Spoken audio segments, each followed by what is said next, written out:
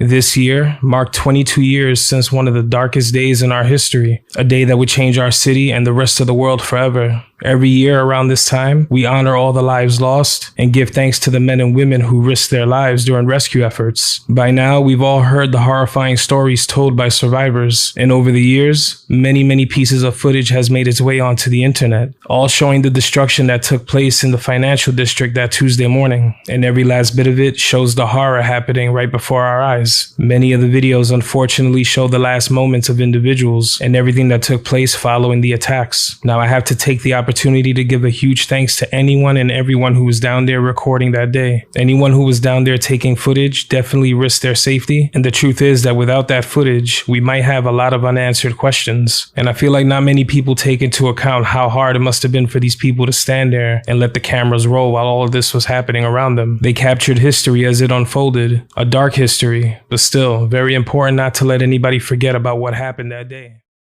On the morning of September 11, 2001, the United States of America was attacked by Islamic terrorists. 3 out of 4 hijacked airplanes were used as missiles against targets in the United States. The Twin Towers of the World Trade Center in New York City were completely destroyed. The Pentagon in Northern Virginia was also attacked and damaged. A 4th hijacked airplane crashed in rural Pennsylvania before it could hit a potential target in Washington, D.C. Nearly 3,000 innocent people were murdered that day. This is a record of how those events unfolded on live television.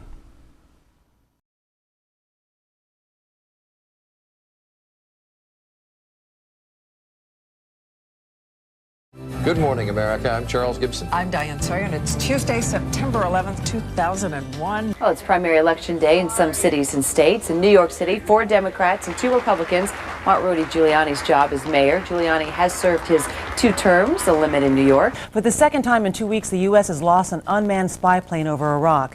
Iraq claims it shot down the remote-controlled Predator aircraft near Basra in the southern no-fly zone.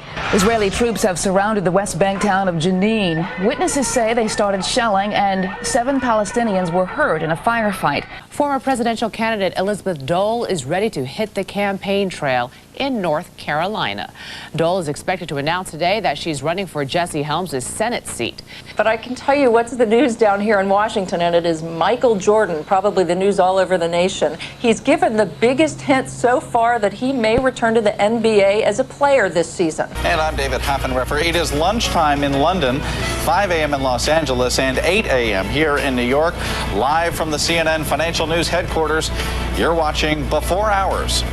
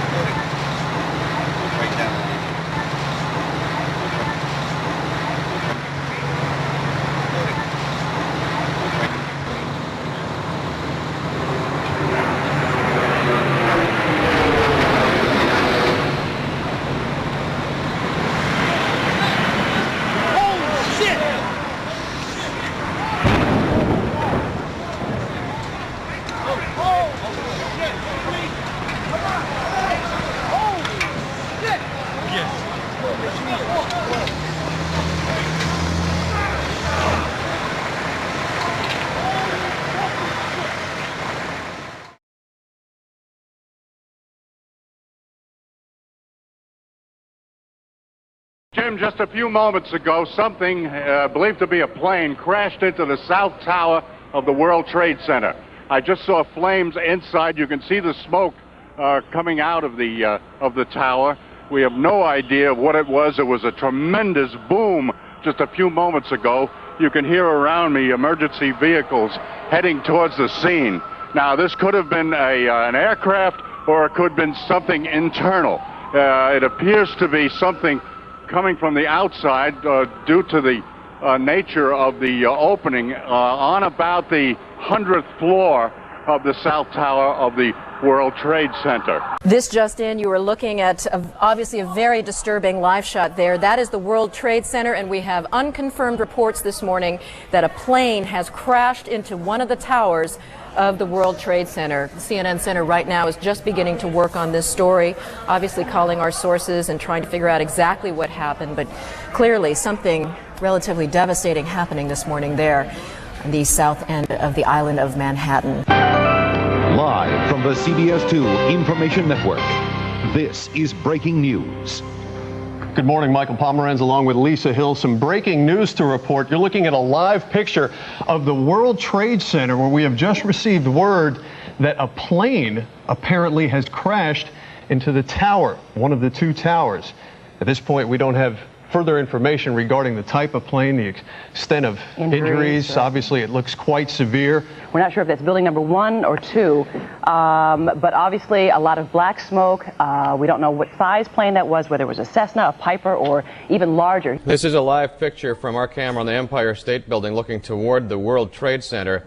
A 3-alarm fire and a report of an explosion somewhere in the World Trade Center. You can see the plume of smoke from the top of one of the World Trade Center towers.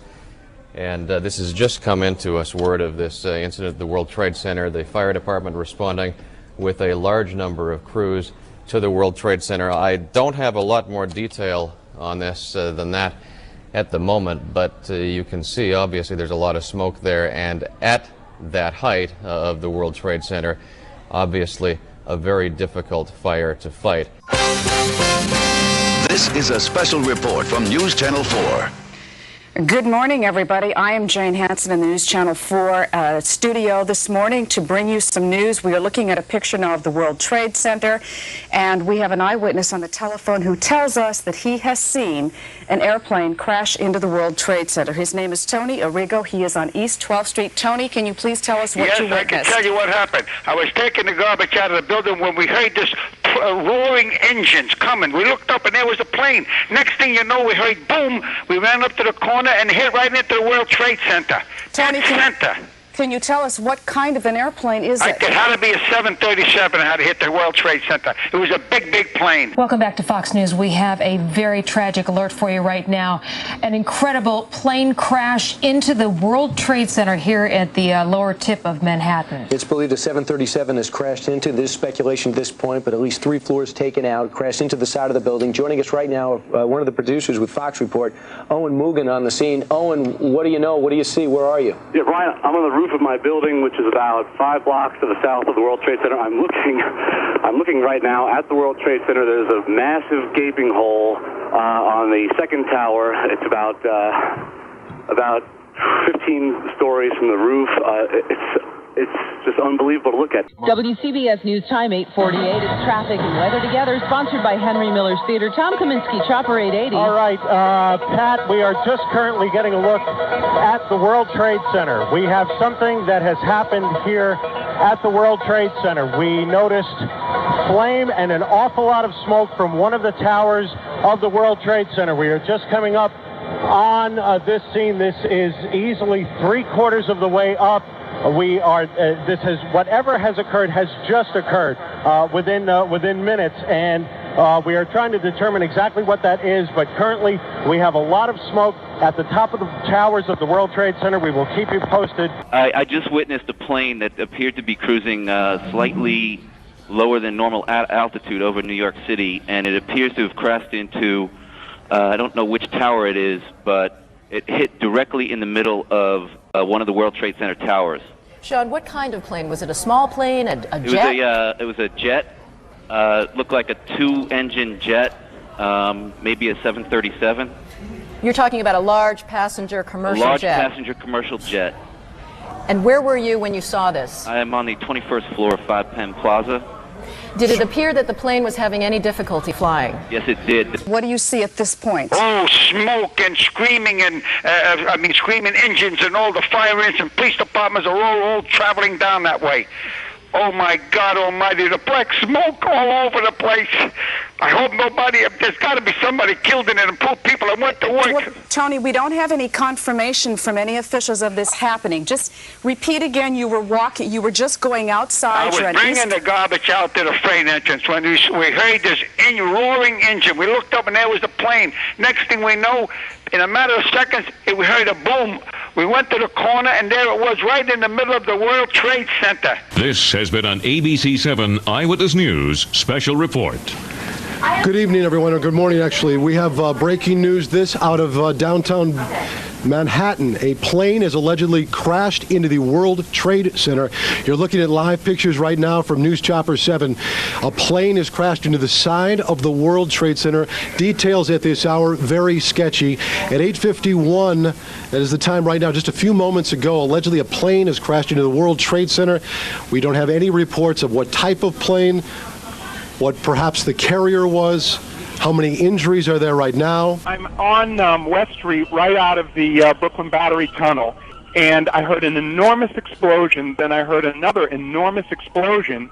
It scared me. I looked out the window, and an enormous tire, what appeared to be a tire, smashed down on the street in front of me. And I looked out, and there was an enormous amount of debris, and we were about 2 or 3 or 4 blocks down from the World Trade Center. And it was the scariest thing I've ever seen. Sir, did you see what happened? All right, go ahead. Yeah, I saw something like bomb, and Did you see anything hit the building, or did it come from the building? that's the bomb. I think so. That's the Something bomb. hit the building? Yeah. All right, thank you. All right, we got some other people. They're all rushing away from the site. Don't blame him, especially that fellow with a little girl in his arms. Did you see what happened, sir? Did you see what happened? What happened? Well, I was in the past train, and there was a huge explosion sound. Everyone came out. A large section of the building is blown out, around like the 80th floor. Was it hit by something, or was it something it was inside? It was inside. Because it looked out. Everything was coming out. Everything all was the coming windows were coming out. All the papers were What is coming on the sidewalk? out. I didn't see anything. I Was there ran. any people hurt, do you know? I just ran, and everyone in the past train just ran. I don't know if anyone was hurt, but I assume they were because the windows were all blown out. All right, thank you.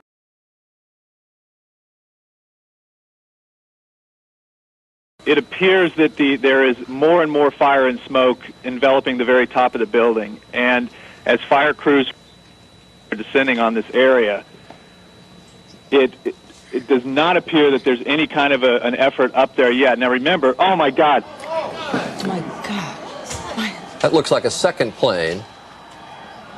I did not see a plane go in. That just exploded. We just saw another plane coming in from the side. You did. That was out of Yes, and that's the second explosion. You could see the plane come in just from the right-hand side of the screen. So this looks like it is some sort of a concerted effort to attack the World Trade Center that is underway in downtown New York. Did you hear the explosion from yes. your position? Yes, we did. As a matter of fact, we heard it, and because I was just like standing there pretty much looking out the window, I didn't see what caused it or if there was an impact. So you have no idea right now? There's another one. Another plane just hit. Right. Oh, my God. Another plane has just hit. It hit another building. Flew right into the middle of it. Explosion. My God, it's right in the middle of the building. This one into the East Tower. Yes. Yes. Right in the middle of the building. And right now, that was definitely looked like it was on purpose. You saw a plane? Yes, I just saw a plane go into the building. As you look at the picture from our chopper now arriving at the scene, Jim Friedel in Hoboken said it appeared to bank sharply and smash directly, perhaps purposefully, into, oh my goodness. Oh God. There's another one. Oh my goodness, there's another one. This seems to be on purpose. Oh my goodness, now it's obvious, I think, that there's a second plane just crashed into the World Trade Center. I think we have a terrorist attack of proportions that we cannot begin to imagine at this juncture. We'll try to get a better vantage point and see what we can see on the ground. It's a little difficult from the air because the buildings kind of shadow the streets, but no doubt a lot of activity on the ground right now. And in terms of the firefighting capabilities, when you get up to this high level, I assume the firefighters have got to get up there and, you know, fight it from inside. Oh. If you're taking a look now, you can see that we've just had another explosion, and that is considerably lower. And is that in the other building? Is that what I'm witnessing? That apparently does look like it is in the other building at this point. No report of any casualties. Without jumping to too many conclusions, looking at the extent of this damage and knowing how well populated that building is, now there's another explosion down to the left side on the second World Trade Center tower.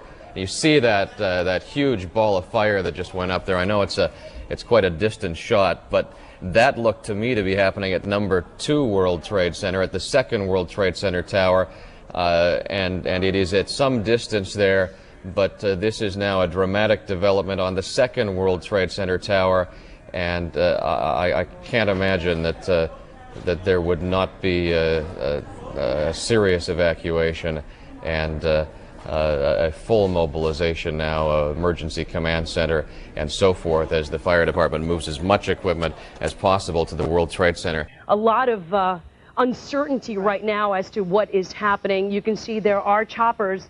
I believe that could be a police helicopter that is... Oh! Wow. We just saw... Oh my goodness. You are looking at another live picture right now. Oh my goodness. Of what I believe was a plane that just hit another plane. This Tower does not 2. look like an accident of any kind at this point. Another plane has hit Tower 2, the Twin Towers. You hate to say the words, but what comes to mind right now, terrorist attack. That is what it looks like at this point. This is something that you've seen on live television, just unfolding. Haven't seen anything like this ever before develop on live television in New York. Again, your estimation, what type of plane did Either you an report Airbus A320 style or a Boeing 737. Okay. Where do you get your knowledge from? How much time do you have in a pilot? Oh, it was another Oh, no. Okay. explosion. Explosions, multiple explosions, ladies and gentlemen. We just saw another explosion. Obviously, we're just watching it again. It's the first time. This is the other tower, ladies and gentlemen. Another explosion at tower number 2 of the World Trade Center just happened live on our air. The first that we had heard, the impact only affecting Tower 1, but as our producers and reporting staff in the field is telling us, and you can see now to the left of your screen, there is fire in the second lower the tower. Camera just a little bit. You can see right at the bottom of the TV screen, billowing smoke from a bomb or explosion. We do not know if it's a bomb. I'm speaking out of turn here. A second explosion that just happened. The first we understand was from an airplane. The second we have no idea. No idea at all at this point what has triggered it. If we could take maybe a wider shot to give us just a different vantage point, just to try to gain a little bit of perspective. And there you can see the situation. Unbelievable, ladies and gentlemen. The 2 towers are home, at least during the day, to upwards of 50,000 workers. I am reminded of a couple of things that happened recently, Dr. Gross. Not long ago, within the last couple of weeks, in fact, there was a pilot who flew. There was another one. We just saw another one. We just saw another one apparently go. Another plane just flew into the second tower. This has to be deliberate, folks. Well, that would begin to say that, yeah. We just saw on live television as a second plane flew into the second tower of the World Trade Center.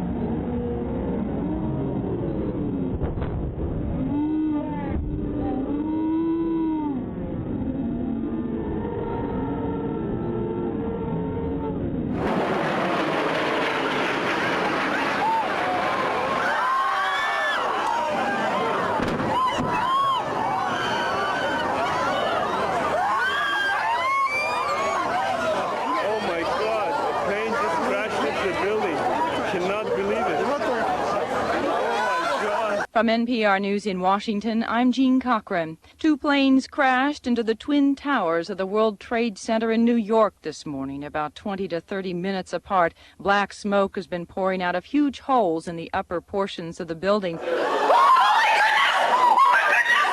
my word! Oh my word! I'm sorry I screamed. That's on purpose, Alfred. Somebody is doing this on purpose. Oh my goodness. The first plane crashed into the North Tower of the Trade Center at around 8:50 this morning. Witnesses said this first plane looked like a commercial jetliner. Shortly afterward, another plane hit the other tower, causing another massive explosion. That was apparently a smaller plane. Debris from the explosions rained down onto neighboring streets just as many people were heading to work. There's no word on whether the crashes might have been some sort of act of terrorism, but the FBI is investigating that possibility. Oh, my God. My goodness. A second plane now has crashed into the other tower of the World Trade Center. Obviously, suicide, terrorist attack on the World Trade Center. What we have been fearing. Chopper 5. Anybody on? What we have been fearing for the longest time here apparently has come to pass. A disastrous terrorist attack on the World Trade Center.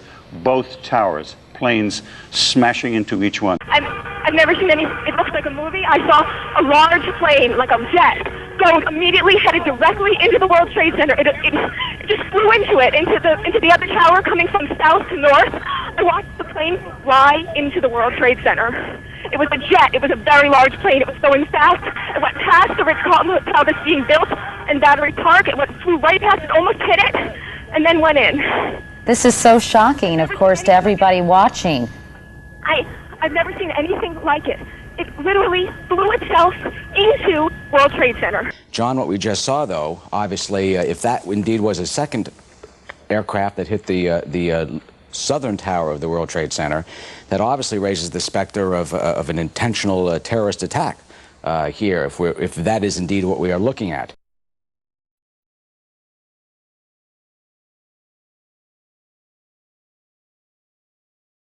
Both towers appear to be structurally sound, and not only small pieces of debris are circulating in the air around it where the explosions occurred. The buildings themselves seem to be intact. I am reminded again of what happened back in 1989. The intent of those terrorists back then was to actually bring down the tower, wasn't it? Yes, and I would obviously think if anyone is in there, they've got to get out immediately, I would imagine. Questions immediately arise as to some type of navigational material or electronics that perhaps went awry that would cause 2 planes within 18 minutes.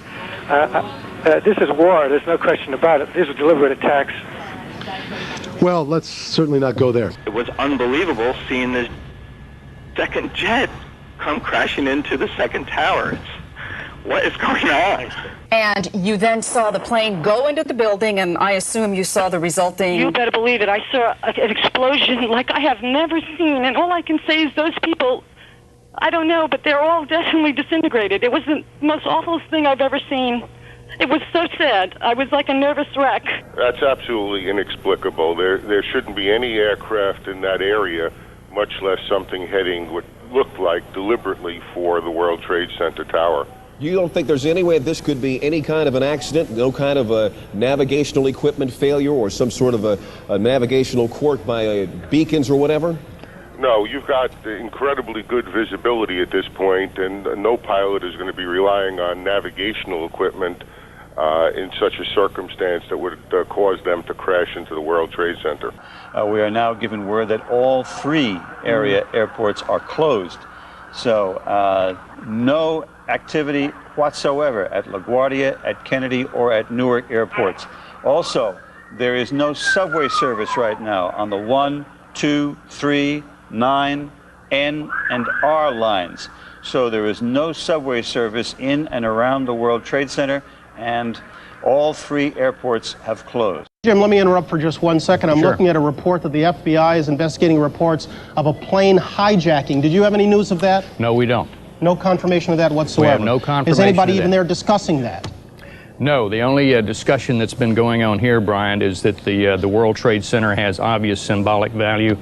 It's been a target before of terrorism, and frankly, it would not surprise the FBI or anyone in national security if it was a target again. I'm just looking at the wire service at this point, and it tells us that the FBI is investigating reports of a plane hijacking before the World Trade Center crashes. Now, that's all they're telling us. We know nothing more than that. We're trying to be responsible with what we bring you here, but the reports of a hijacking of a plane coming into the FBI, a hijacking of a plane shortly before this incident took place. Now, you can imagine if a couple of trained pilots, and this would not be beyond the reach of many terrorist organizations around the world, a couple of trained pilots were to take control of one of these sophisticated jetliners.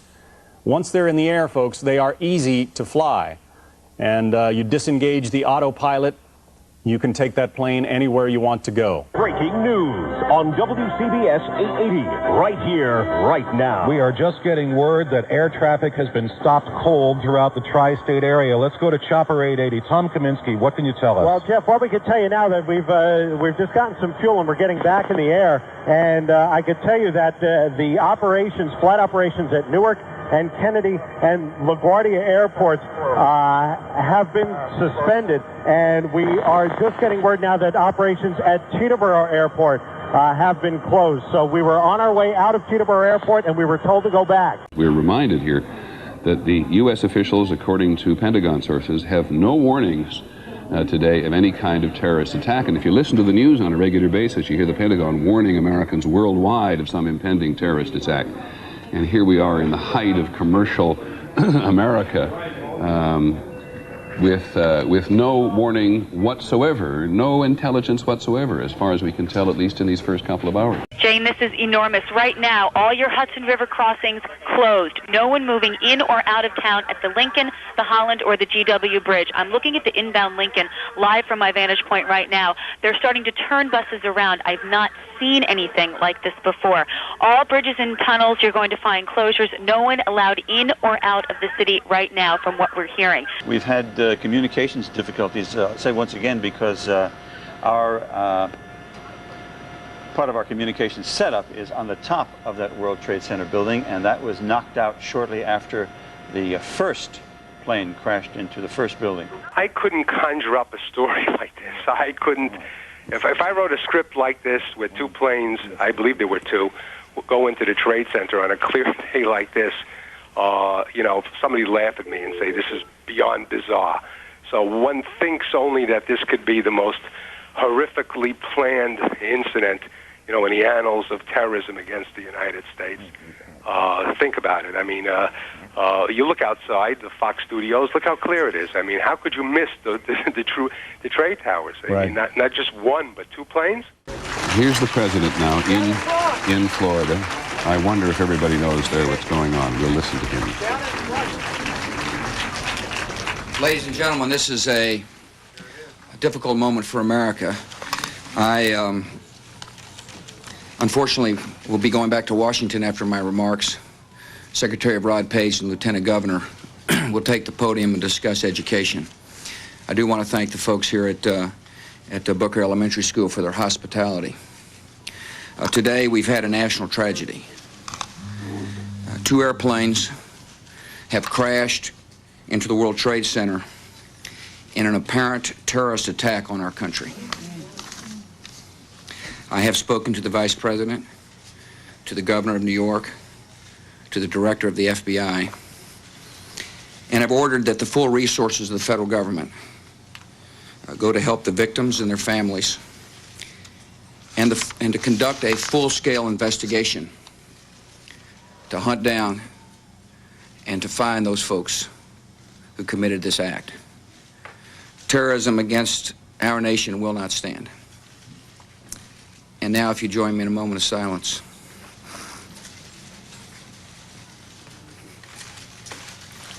May God bless the victims, their families, and America. Thank you very much.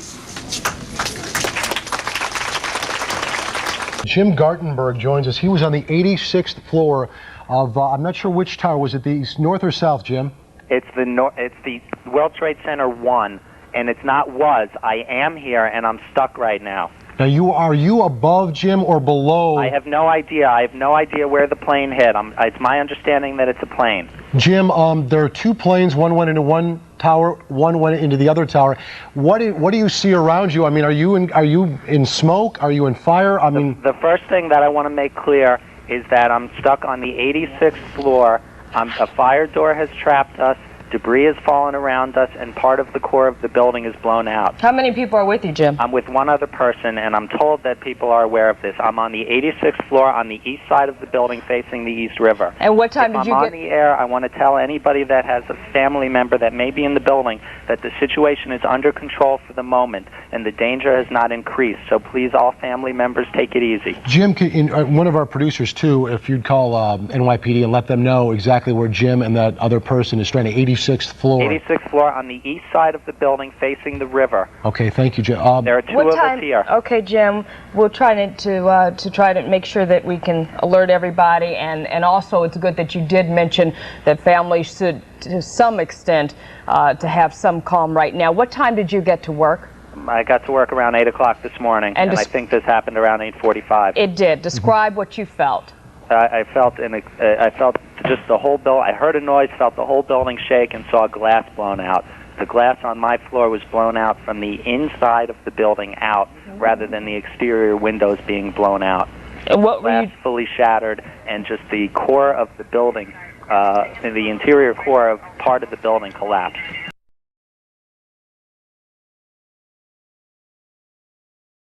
The World Trade Center, both towers were hit by planes. In Washington, a terrorist alert because the Pentagon was hit by a plane, and there's a fire on the Washington Mall. And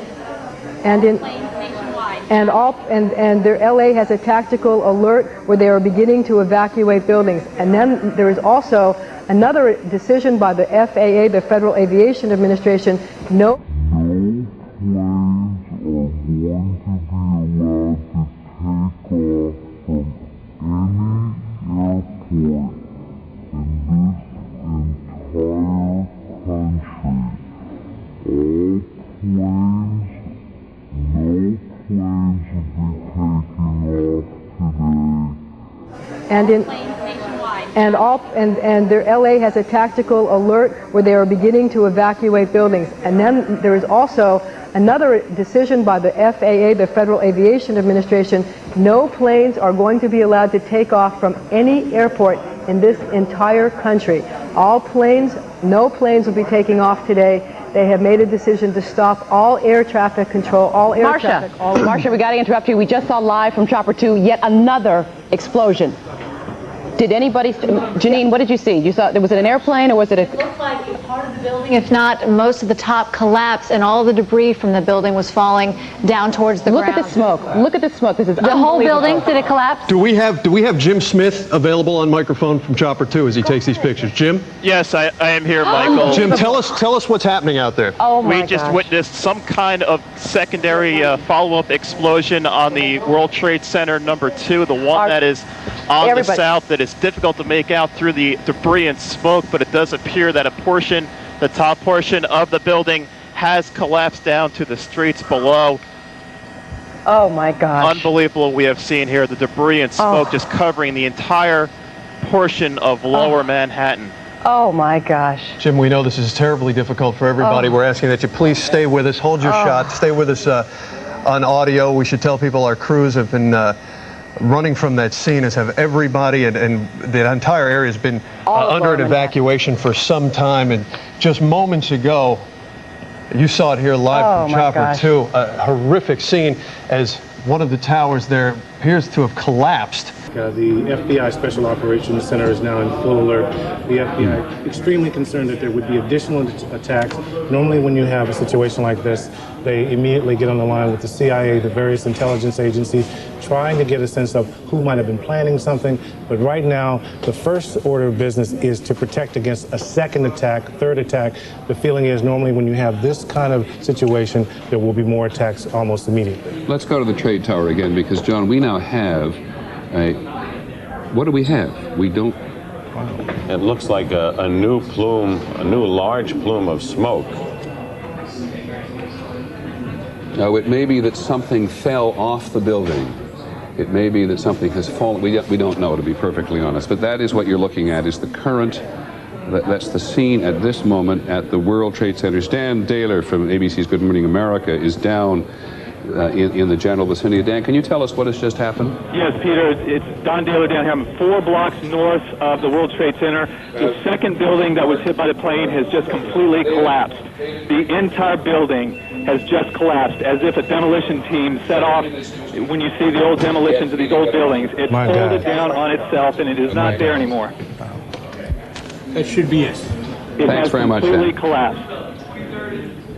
The whole side has collapsed? The whole building has collapsed. The whole building has collapsed? The building has collapsed. That's the southern tower you're talking about. Exactly. The second building that we witnessed the airplane enter had been, the top half had been fully involved in flame. It just collapsed. There is panic on the streets. Thousands of people running up Church Street, which is what I'm looking out on, trying to get away.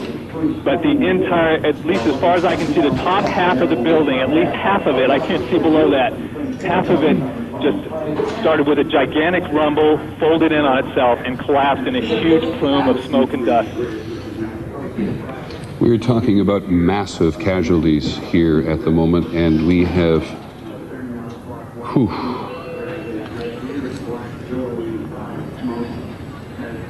that is extraordinary. Have you had a sense over the past hour, because from what I'm seeing, there's as much smoke as there was an hour ago, that they have not made much of a dent in this fire. I don't even know how much fire equipment they've been able to move up onto those upper floors. It's just coming down, Pat. It is just coming down.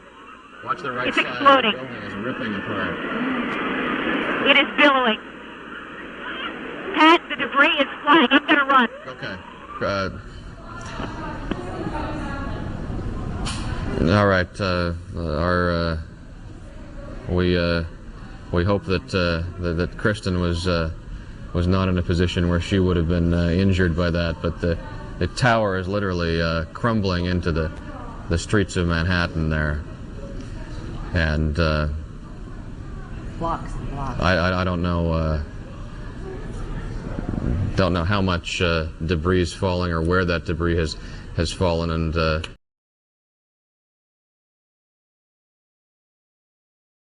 Seemingly at this point quite certain. He pledges the government's full support, as would be obvious, for the victims and their families, as well as a full-scale investigation to hunt down those responsible. Let's go back to Cindy Hsu in the newsroom, who's joining us now with another update. Cindy? Wait a second. Is this a live picture? This is a live picture. We are seeing the second World Trade Center Tower number 1 has just collapsed, ladies and gentlemen. You see it live in our picture. One World Trade Center has just collapsed. That means both World Trade Center buildings have collapsed. If Jim Smith is with us still in Chopper 2, Jimmy, you there? What? Michael, we just saw that as well. The second tower, the only one that was standing, tower number 1, just we saw some kind of explosion, a lot of smoke come out of the top of the tower, and then it collapsed down onto the streets below, much like we saw the first tower just about a half hour ago. Gosh. This is an unbelievable, it's incredible, incredulous.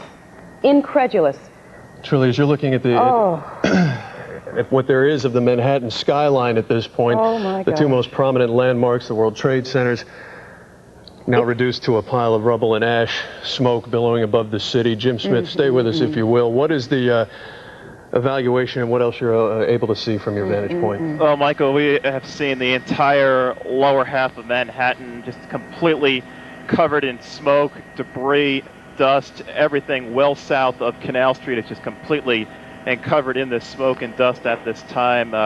There is not anything recognizable of what were the two trade towers, nothing standing out from those clouds of dust at this time. My goodness. We simply do not know who has been hurt and what casualties might have occurred, which is the information that we are. I want you to take a look at what's happening right now. That is a live picture. That's a live picture too. That's World Trade Center 2 has just collapsed. That's the second of the towers to collapse. We are now looking at the collapse of the second of the World Trade Center towers. Again, this is something that we never dreamed we would witness in our lifetime. Let us tell you that to come into this city right now, you will not be able to. The bridges, the tunnels, shut down. Subway lines, trains, pretty much closed. The New York Stock Exchange. Just a moment ago, the entire top of the building collapsed. You can see a massive plume of smoke. People are running away from the area. There are firefighters and there are police trying to evacuate the area as quickly as possible. People who are near the area are in an absolute frenzied situation. The entire top of the building just collapsed. You can see the plume of smoke is coming in our direction. Let's get out of here, Ralph. We're going to leave because the smoke is coming right at us. Obviously, this is a devastating They're moment gone. in our history. They're gone. The World Trade Center is no more.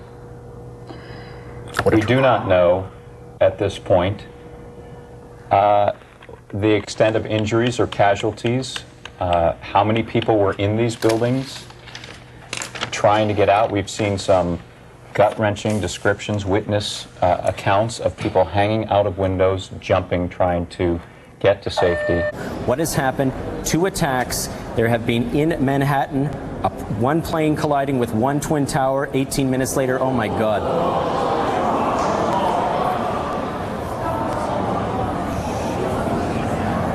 Oh my God.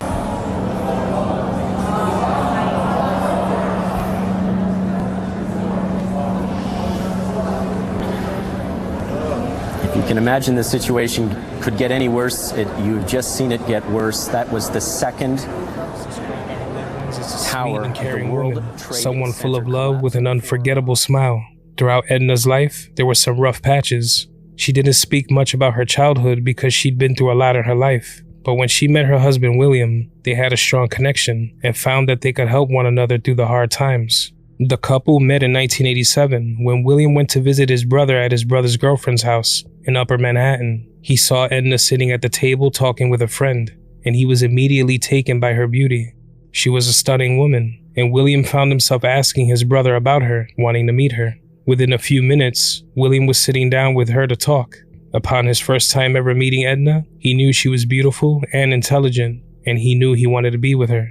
At the time, William lived in Brooklyn while Edna lived uptown in Manhattan, but he had no problems taking the journey to go spend quality time with her. He would often pick her up and bring her to her job in Midtown, where she worked early on. It would be only 2 months before William and Edna were officially a couple and moving into a Brooklyn apartment together. And just 2 years after that, the couple would get married, entirely committed to one another. By the year 2001, Edna and William were already married for 12 years. The couple had grown used to their life together, a life they worked extremely hard for. In the past, William had struggles with alcoholism, but Edna was there for him every step of the way, making sure he didn't miss any meetings and always encouraging him, making sure William was doing exactly what he should be. And if he wasn't, Edna would put her foot down and made sure that he fixed it. She cared and always showed how much she loved her family, but she was no pushover. She had a strong and very loving personality. By January of 2001, William had celebrated 12 years of no drinking, and the couple couldn't be more proud. They were also proud of the fact that they started from the bottom and worked their way up to success, creating a life together and even opening a business together. The couple ran a flower shop in El Barrio by the name of Sweet Williams Flowers. Residents in the neighborhood recalled stopping in at the location often. Edna could be found there setting up carnations and always delivering a pleasant smile to anyone who entered. If for some reason someone saw flowers they liked but had no money to buy them, Edna didn't mind giving the flowers away. The store was more than income for William and Edna. It was their passion. Friends recalled sharing birthday celebrations with Edna and how her husband William was always thoughtful and would make the ladies a beautiful bouquet for their big days. Edna had her heart in whatever she did. She was also described by loved ones as loving, kind, and with a heart of gold, known for her curly hair and green eyes. She had a big sense of humor, and she had somewhat of a fascination with angels and loved having images of them surround her, whether it was in pictures, paintings, or porcelain figurines. She was always a down-to-earth woman, someone who loved dressing her best if the occasion called for it. She would don fancy threads and apply her red lipstick to match. She would also wear one of her favorite perfumes, White Diamonds. Anyone who knew Edna had nothing but kind things to say about her. The connection between William and Edna was very strong. Having been raised in similar households, both from Puerto Rican backgrounds, they had a bond. Through the thick and thin, William and Edna were always there for one another. They often enjoyed taking trips and getting out of New York City, enjoying the peaceful settings of Bear Mountain upstate. While there, they'd have barbecues with friends and family, enjoying each other's company. Nothing meant more to Edna and William than family. If it wasn't upstate, the couple enjoyed trips to Mexico, Jamaica, and Bermuda. If they kept it local, Edna loved going to Atlantic City to enjoy time at the casino. They'd play a little, eat at the buffets. They always made the best of their time away. They had a routine that they had grown into together. In the year 2000, Edna started working at Marsha McLennan, an international risk management firm with offices at the World Trade Center, while William was working as a doorman in Manhattan's Upper East Side. Edna made many friends during her time at Marsha McLennan. She was a billing administrator's assistant. The job was busy and fast-paced, but Edna always kept up and loved working there. Her and her friends from work would go out to lunch to eat and go shopping if there was time. They would head to Fulton Street, not too far from work, an area filled with places to shop and eat. Her time with co-workers was something she appreciated. She was kind, helpful, and caring to those she worked with, leaving nothing but positive impressions on those she crossed paths with. For William, after work, he would take the trip to their flower shop in Spanish Harlem, where he would work until around 8 p.m. Edna would always head home after getting out of her job in the afternoon, and she would start tidying up around the home, followed by cooking a meal, because she wanted to make sure William could eat as soon as he got home between 8 and 9 each night. It wasn't something he expected her to do. It was just something she loved doing for him. Once the couple were done eating dinner, that's when Edna would settle down and find the time to unwind. The couple was married for 12 years and together for 14 years. If they weren't working, Edna and William were always spending quality time with one another. A connection between the two that was strong since the very beginning. William was quoted as saying, 14 years with her. That was my life, my world. I knew when I went home I was in the best of hands, loved and cared for. It was all part of that routine I mentioned earlier. And also part of that routine was the couple happily laying back, watching TV, and eating ice cream together. The simple things. Another day in the books. The both of them thankful for one another. The fall of 2001 would have marked the 12-year wedding anniversary for Edna and William, but they would never have a chance to celebrate because on that Tuesday morning, an unexpected and tragic turn of events would change our city and the world forever, and Edna was literally in the middle of all the chaos. The weather that Tuesday morning was nothing but clear skies. It was warm and beautiful. The school year had just started, and the city was as busy as it was any other day in the Big Apple. Marsha McLennan had offices from the 93rd floor to the 100th floor of the North Tower. 840 employees were set to work across those floors. Another 934 people worked for the company in the offices they held in the South Tower. Edna worked on the 97th floor of the North Tower. Edna, her co-workers, and the rest of New York City went about their morning, completely unaware that at exactly 8:46 a.m., those beautiful blue skies and their normally routine morning would be tainted with clouds of black smoke and a level of destruction that nobody could even begin to fathom.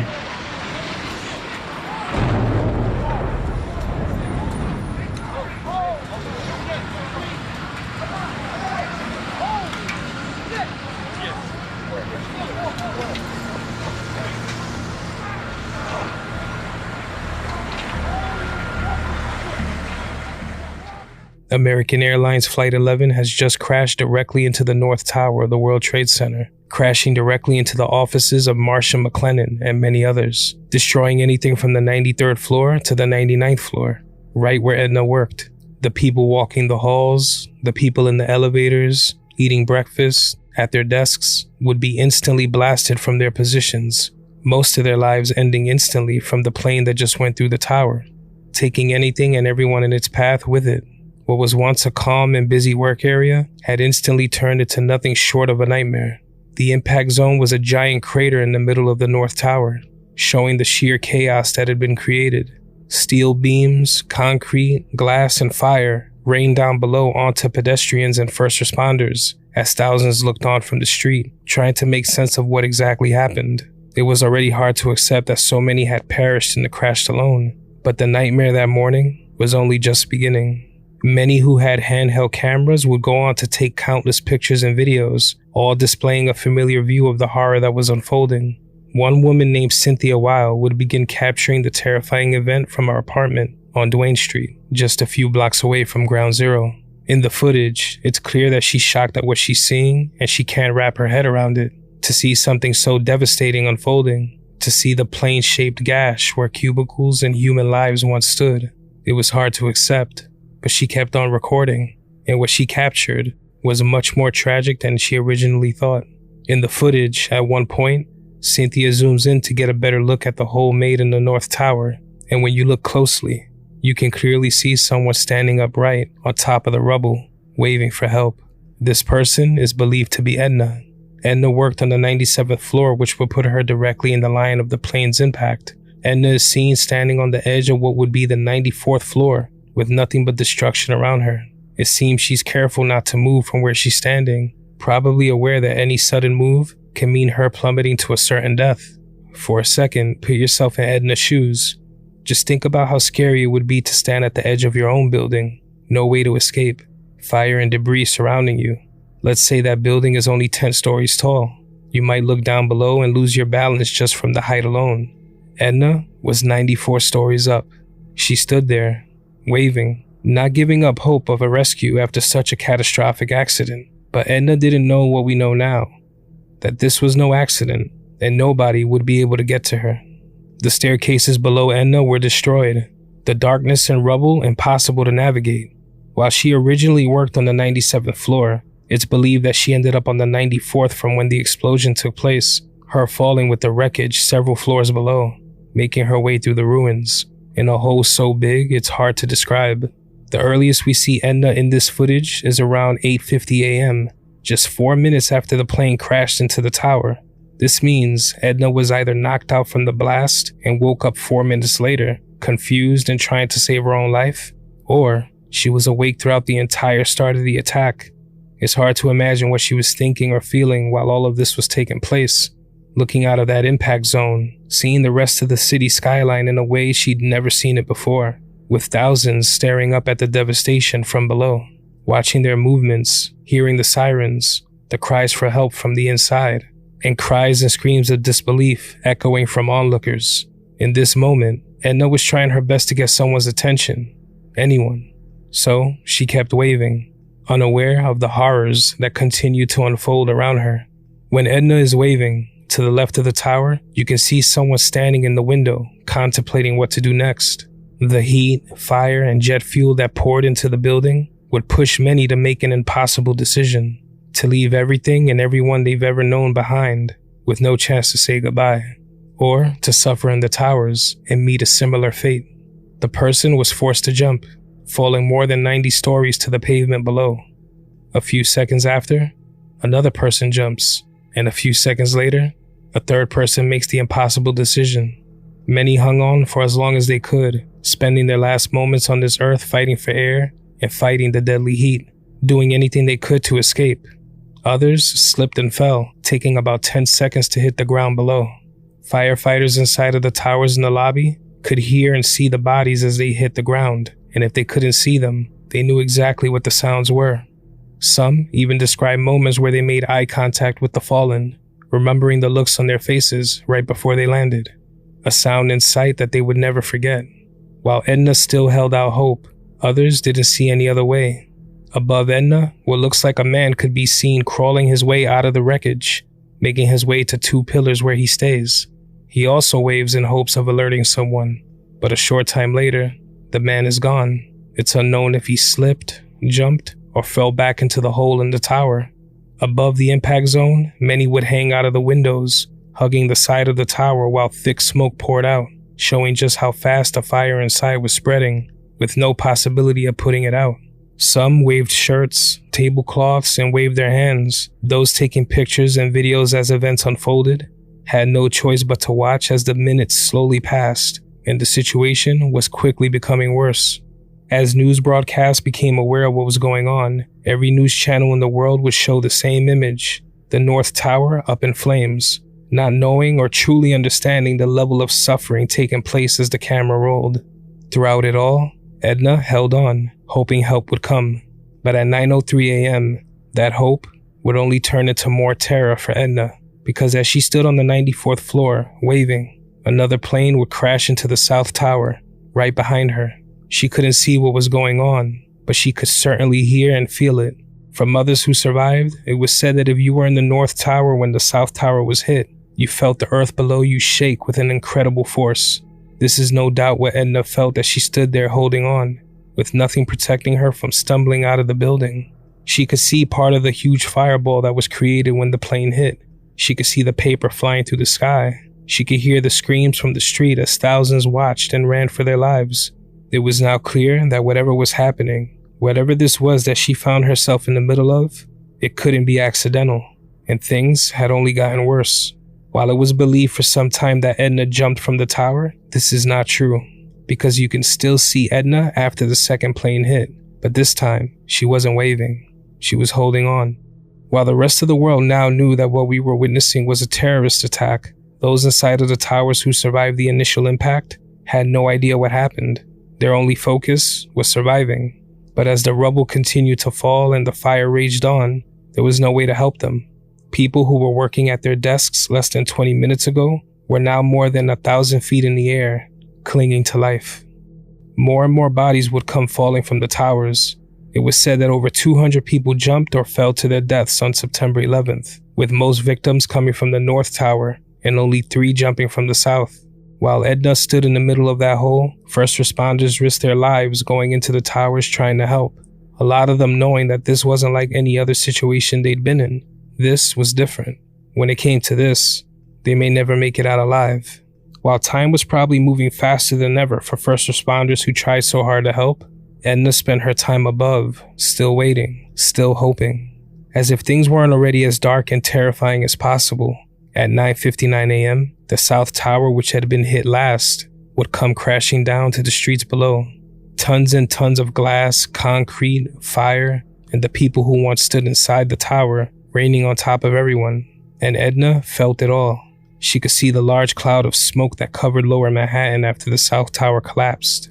We know this because she's seen here, after the tower fell, still holding on to the concrete wall she stood by for more than an hour.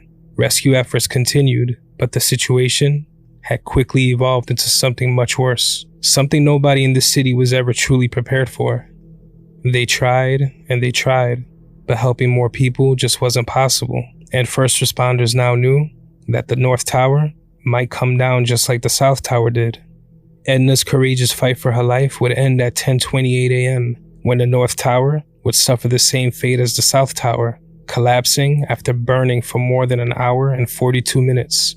For a while, it was unknown if Edna was still with us as the events unfolded, but according to all the footage and one last picture taken by photographer Lalo Werko, a photo investigated by the National Institute of Standards and Technology, Edna was there for it all and could still be seen here holding on to the side of the 94th floor at exactly 10:28 and 6 seconds, a few seconds before the tower she was in came down.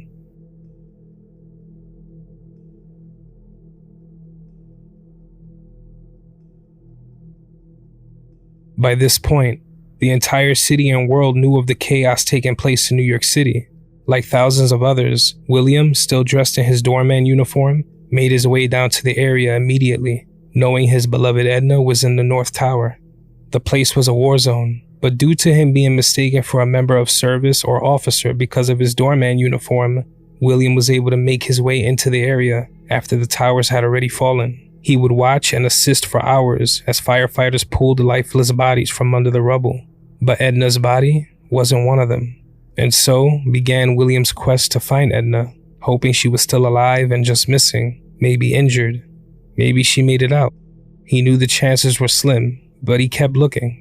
Many days following the attacks, William would find himself calling Edna's phone just to hear her voice. Her voice recording said, "Sorry I missed your call. Leave a message after the tone and I'll get back to you as soon as I can. Thank you for your call." William and loved ones would spend many hours and days roaming the streets of Lower Manhattan with pictures of Edna in hand to see if maybe anyone had any information on her whereabouts or her condition. But that information never came.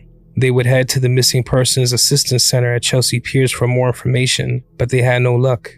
3 days after that, William and loved ones were at the 69th Regiment Armory on Lexington Avenue, providing info so that Edna could be found. But the terrible truth would slowly settle in over time. Edna was gone, leaving behind a hole in the hearts of everyone she knew. For a short time, it was thought that the person seen waving in the crater might be another woman named Karen Jude, But over the years, Karen's husband believes he might have learned what happened to Karen through the various photos that have been released.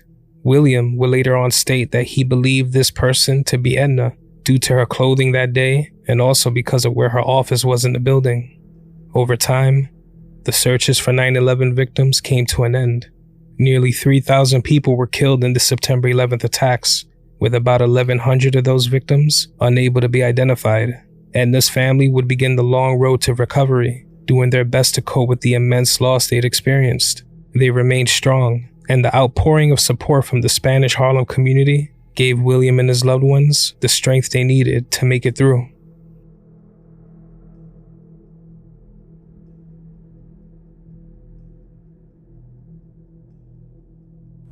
Diane, that doorman spent 10 hours at Ground Zero with rescue workers on September 11th looking for his wife. They never found her. Tonight, her family and friends are inside this funeral home celebrating her life. Earlier today, her neighbors here in East Harlem held these flowers and flags for an outdoor celebration.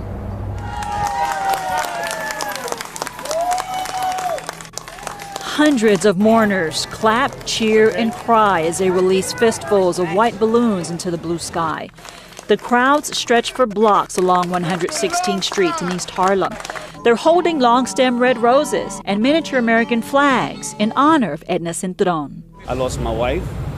I lost something that means the world to me. William Cinturon and his wife Edna were supposed to be celebrating their 12th wedding anniversary this fall. But instead of a romantic evening together, Cinturon's coping with a broken heart. He says talking about his wife helps. He describes Edna as a down-to-earth kind of girl. She loved getting dressed up for special occasions, fancy dresses, and red lipstick. She would go to work, come out of work, she would go shopping, come home, cook without even taking off her clothes, just to feed me when I get home by 8:30.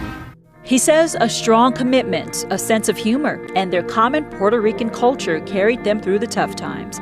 They never had any little ones. Their small business was their passion. It's a flower shop in this neighborhood called Sweet Williams. Edna managed the books. She also managed to get in the door at Marsh & McLennan. The international risk management firm was on the 97th floor of Tower 1. In Spanish, Millie Lopez says it's an enormous tragedy to live through. People take turns sharing thoughts, poems, and prayers dedicated to William's wife, Edna. He releases white pigeons to carry the messages into the heavens. That was my better half.